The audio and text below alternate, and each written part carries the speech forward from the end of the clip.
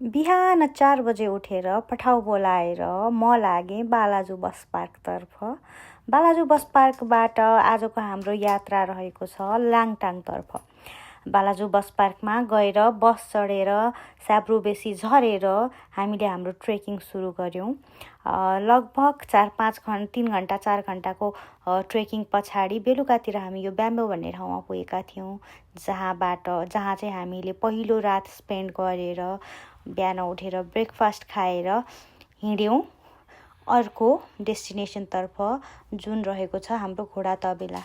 बाटोमा हामीले यस्ता राम्रा दृश्यहरू, खोला नाला, यी झोलुङ्गे पुलहरू तर्दै तर्दै हामी पुग्यौँ घोडा तबेला पुग्दाखेरि उज्यालो नै थियो, अझै टाइम थियो। अब 1 घन्टा जति हिँड्यो भने अर्को एउटा बस्ने ठाउँहरू भएको, रेस्टुरेन्टहरू भएको, होटलहरू भएको ठाउँमा पुगिन्छ भनेर हामी त्यहाँबाट पनि हिँड्यौँ र गएर त्यहाँ बसेर थर्ड डे हामीले बिहान त्यहाँ पनि ब्रेकफास्ट खाएर हिँड्यौँ। हाम्रो टार्गेट चाहिँ लामा होटलमा गएर खाना खाने थियो, तर लामा होटलभन्दा अलिकति तल चाहिँ यस्तो राम्रो ठाउँ देखेर हामीले चाहिँ गएर पानीमा बसेर एकछिन ध्यान गरौँ न त, मन्त्र च्यान्ट गरौँ भनेर सुरु गरेको। तर पानी सिधै हिमालबाट आएको यति चिसो थियो कि त्यो चाहिँ हाम्रो लागि एकदमै गाह्रो थियो। एउटा मन्त्र कम्प्लिट गर्नलाई पनि एकदमै गाह्रो भयो। मान्छेहरूले यो आइस बाथ कसरी लिन्छन् थाहा छैन, तर यत्तिको चिसो पानीमा बस्दाखेरि पनि मलाई चाहिँ एकदमै गाह्रो भएको थियो। बल्ल तल्ल एउटा दुईवटा मन्त्र च्यान्ट गरिसकेर चाहिँ हामी त्यहाँबाट निक्ल्यौँ, लामा होटलमा गएर खाना खायौँ र त्यहाँबाट खाना खाएर हाम्रो आजको डेस्टिनेसन थियो लाङटाङ भ्याली। अब हामी त्यहाँ पुग्दाखेरि अँधेरो पुग्ने हुने बेला भइसकेको थियो। बिस्तार यात्रा गर्दै जाँदाखेरि त्यहाँको सुन्दरता, त्यहाँको मनमोहक दृश्यले हामीलाई एकदमै मोहित गरिरहेको थियो। यो ठाउँमा बसेर हामीले एकछिन यसो फोटो भिडियो खिच्यौँ, एकदमै राम्रो ठाउँ रहेछ। एकछिन आराम गर्दै नहतारिकन हामीले चाहिँ यो जर्नी गरेका थियौँ। कतै पुग्नुपर्छ भनेर नआत्तिकन जाँदाखेरि चाहिँ त्यहाँको ब्युटीलाई चाहिँ हामीले क्याप्चर गर्न सक्छौँ, त्यसलाई चाहिँ इन्जोय गर्न सक्छौँ भन्ने कुरा चाहिँ मनमा राखेर हामी अगाडि बढेका थियौँ। यो चाहिँ लाङटाङ भ्याली हो, पुरानो लाङटाङ भ्याली भन्ने रहेछ। कति सालतिर हो मलाई पनि एक्ज्याक्ट थाहा भएन, तर यहाँ चाहिँ बाढी आएर पुरै लाङटाङ भ्याली नै बगाएको। अनि यो एउटा घरमा चाहिँ 12 जना जति मान्छे चाहिँ बसेको, उहाँहरू चाहिँ सुरक्षित रहेको भनेर चाहिँ हामीले स्थानीयबाट कहानी पनि सुन्यौँ। एउटा पुरै भ्याली नै बगाउने गरी कति ठुलो ल्यान्डस्लाइड आएको थियो होला, त्यो इमेजिन पनि गर्न सकिँदैन है। यहाँबाट चाहिँ ठ्याक्क पारिपट्टि चाहिँ अब नयाँ लाङटाङ भ्याली बनेको छ, जुन पनि सुन्दर छ। तर पुरानो लाङटाङ भ्याली यत्रो ठुलो ठाउँ एरिया कसरी गयो थाहा भएन। अब लाङटाङ भ्याली क्रस गरेपछि यो ब्युटिफुल ठाउँमा पुग्यौँ। यति राम्रो ठाउँ, यति सुन्दर बाटो।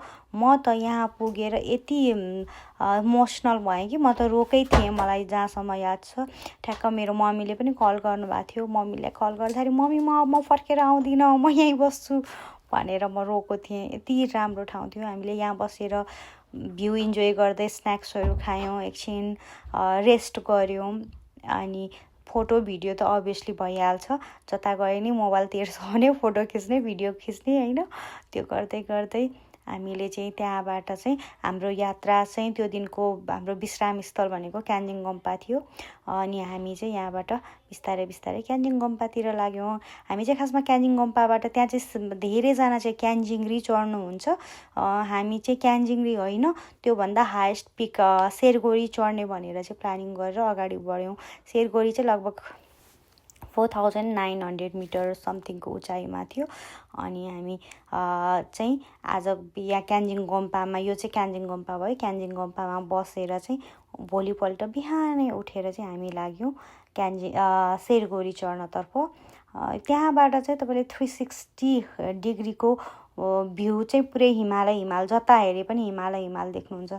तर मलाई चाहिँ यस्तो अल्टिट्युड सिकनेस भयो कि लगभग 47-48 मिटरमा पुगिसके पछाडि चाहिँ अल्टिट्युड भयो, सिकनेस जस्तो भयो, गाह्रो भयो। म माथि चढ्न सकिनँ, माथि पुरै जान नसकेर हामी तल फर्केर आयौँ। अनि यो ड्याम रहेछ, यो ड्याममा पनि पुग्यौँ। यो ड्यामबाट चाहिँ बिजुली निकालेर चाहिँ पुरै क्यान्जन गुम्पामा चाहिँ बिजुली प्रदान गर्ने रहेछ।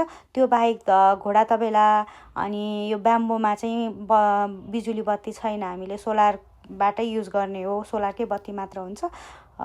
यो क्यान्जन गुम्पामा चाहिँ त्यहाँबाट बिजुली निकालेको भएर सजिलो रहेछ। अनि त्यस पछाडि चाहिँ हामी फर्क्यौँ 6 डेमा चाहिँ। यो चाहिँ बल्खुबाट धोबीघाटको बाटो एकदमै फुलेको थियो, अनि त्यही भएर मैले क्याप्चर पनि गरिहालेँ। आउँदाखेरि मेरो यस्तो खुट्टा सुन्निएको थियो। हामीले लास्ट दिन लगभग 32 किलोमिटर एकै दिनमा हिँडेको थियौँ। अनि यो चाहिँ केही मेरा तस्बिरहरू होइन, त्यहाँका सुन्दर तस्बिरहरू। खासमा कुनै पनि ठाउँमा जानुभयो भने कुनै पनि कुरा तपाईँले आफूले इन्जोय गर्नुहोस्, आँखाले हेरेर त्यो लिभ इन द मोमेन्ट भन्छन् नि मान्छेहरूले है। फोटो खिचेर मोबाइल तेर्साएर भिडियो खिचेर त्यो टाइमै इन्जोय गर्दैनौँ भनेर भनिरहेको हुन्छन्। अनि मलाई पनि त्यो सही जस्तै लाग्थ्यो। त्यो लिभ इन द मोमेन्ट जुन ठाउँमा छ अहिले हेरेर पो इन्जोय गर्ने त त्यो फोटो खिचेर भिडियो खिचेर कहाँ त्यो टाइमहरू त्यो प्रिसियस टाइम चाहिँ वेस्ट गरिरहेको भन्ने लाग्थ्यो। तर अहिले आएर मलाई के फिल हुन्छ भन्दाखेरि आज मैले लगभग 2 वर्ष पछाडि यो भिडियो फोटोहरू चाहिँ खोजेर पोस्ट गर्छु भनेर एडिट गरिरहेको, कलेक्सन गरिरहेको थिएँ। अब यो कलेक्सन गरेको फोटोहरू हेर्दाखेरि चाहिँ मलाई सबै कुराहरू चाहिँ मेमोराइज भइरहेको कि यो ठाउँमा यस्तो भएको थियो, यस्ता मान्छे भेटेको थियो, यस्तो कुरा भएको थियो, हामीले यो गरेका थियौँ, यो खाएको थियौँ, यो इन्सिडेन्ट भएको थियो भनेर सबै कुरा चाहिँ कस्तो मजाले सर आएको के। अनि त्यही भएर फोटो भिडियो खिच्नु पर्ने रहेछ। तपाईँको मेमोरी भन्ने कुरा, तपाईँले देख्नुभएको कुरा बिर्सिँदै जान्छ। अनि यसले चाहिँ तपाईँको फ्ल्यासब्याकलाई चाहिँ फिर्ता ल्याउने काम गर्छ के। अनि I just miss my travel partner. It's a wonderful journey Langtang valley. यदि तपाईँहरू जानु भएको छैन भने जानुहोस्। एकदमै त्यस्तो गाह्रो खालको ट्रेक होइन। तपाईँले दिनमा 4-5 घन्टा 5-6 घन्टा हिँड्यो भने यो ट्रेक इजिली कम्प्लिट गर्न सक्नुहुन्छ।